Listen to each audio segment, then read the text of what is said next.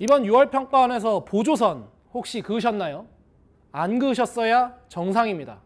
그럼 이 시점에서 여러분들이 여태까지 했던 공부들을 좀 돌아보셨으면 좋겠는데, 도형 문제를 풀 때 보조선, 특히 이제 수선의 발을 되게 많이 내리시죠. 그러면 그 수선의 발을 내리는 것이 의미가 있었는지 한번 의문을 좀 가져보셔야 되는 것 같습니다.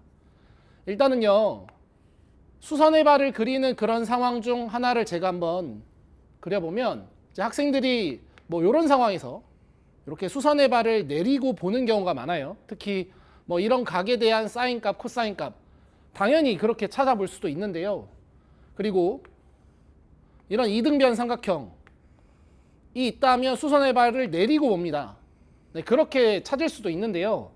이런 수선의 발들을 내리는 행위가 여러분들이 이제 보조선을 긋는 행위라고 생각한다면, 지금 이번에 풀었던 이제 14번 문제에서 삼각형 ABC의 외접원의 넓이를 구해라, 이렇게 얘기를 하면 여러분들한테 이 외접원도 그려야 되는 보조선이라고 인지를 하셔야 돼요. 근데 여러분들은 외접원은 잘 안 그리실 거예요. 원도 보조선입니다. 유클리드 공준에 의하면 보조선은 총 5가지가 나와요. 선분, 선분의 연장, 원, 수선, 평행선.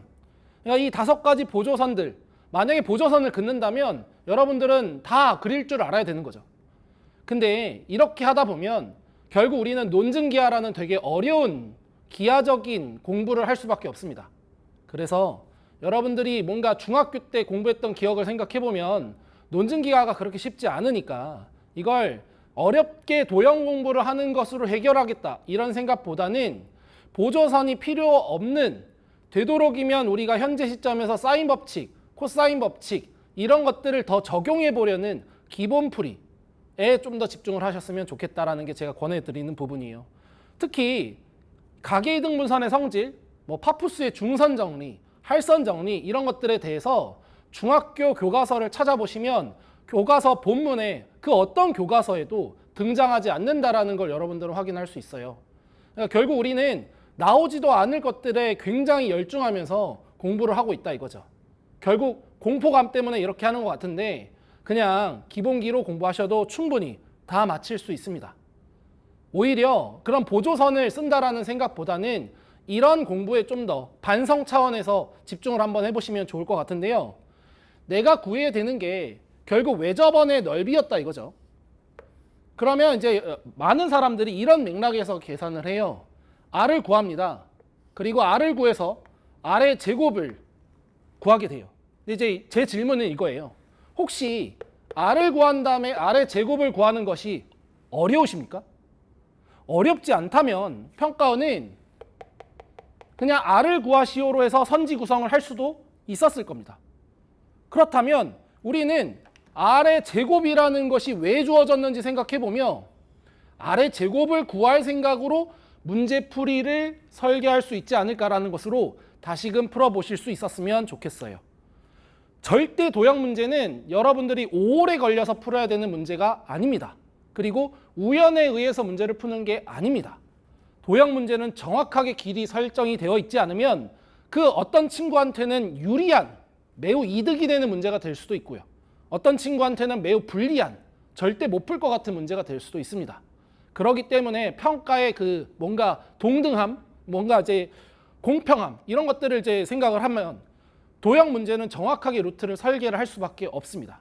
그래서 문제에서 제시된 바를 위한 풀이를 설계하는 것을 꼭 한번 찾아보셨으면 좋겠고, 이건 지금 이 14번에서만 그렇게 나와 있는 게 아니라 작년 6월 25학년도 6월 10번 역시 9파이라는 외접원의 넓이를 가지고 문제의 조건이 구성이 되어 있어요. 이걸 근데 사람들이 다 R이 3이다로 바꾸는데 잘못됐다라는 게 아니라, 그렇다면 이게 어렵지 않다면 평가원은 9파이 대신 그냥 R이 3이다를 줄 수도 있는데 왜 9파이를 줬는지 한번 생각해 보면 좋겠다 이거죠. 그냥 반성 차원에서요. 또 25학년도 9월 10번을 생각을 해보면 이게 결과적으로는 50파이라는 외접원의 넓이를 줘요. 그죠? 그 50파이라는 외접원 넓이를 사람들이 다 5루트 2로 바꾸고 있다 이거죠. 그죠? 그러면서 동시에 한번 생각해 보자는 거예요. 왜 50파이를 줬는지. 그죠? 즉 아래 제곱이라는 것이 등장을 했을 때 우리는 그것을 어떻게 표현을 할 수 있을지를 설계를 하는 게 공부의 바른 방향이 아닐까. 보조선 대신에요. 그리고 이게 도형 문제만의 문제가 아니고요. 우리가 지금 봤던 어떤 평가 문제, 이번 6월만 놓고 보더라도요. 15번 문제, 구하고자 하는 것을 보면 K 더하기 F의 2분의 1입니다. 그러면 그걸 보면서 K와 F 2분의 1을 동시에 더한 것을 구할 친구는 아무도 없을 거예요. 그죠? 그래서 자연스럽게 생각해보면 K를 바탕으로 F의 2분의 1을 구하는 어떤 식 설계가 필요하다라고 읽을 수 있고, 근데 같은 듯 다른 표현 22번을 보면 K 더하기 로그 2의 K라고 있단 말이죠. 그럼 그 표현을 보면 K를 구하고 로그 2의 K를 또다시 구한다라는 건 약간 비효율적으로 느껴질 수 있습니다. 그래서 우리는 K 더하기 로그 2K가 어떤 의미인지를 문제를 풀어나가면서 뭔가 찾아내려는 그런 마음으로 문제풀이를 설계를 해야 조금 더 자연스러운 풀이가 만들어진다 이거예요. 그랬기 때문에 어찌 보면 신발끈 공식 이런 잡공식들은 쓰지 않은 상태에서 우리가 조금 원래 나와 있던 기출문제와 관련되어 있는 어떤 풀이가 자연스럽게 드러나질 수 있는 그런 공부들이 될 수 있다는 거예요.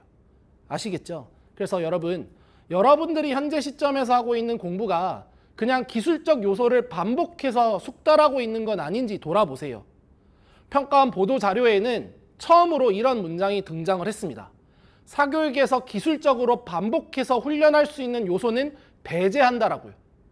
위험합니다. 지금 뭔가 실전 개념이라는 것을 반복적으로 사용해서 숙달만 시키고 계시다면요.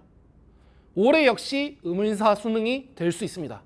그래서 이걸 바탕으로 여러분들은 다시금 여태까지 했던 공부의 바른 방향의 풀이가 어떻게 하면 만들어질 수 있을지를 고민해 보시는 계기가 되셨으면 좋겠습니다. 감사합니다.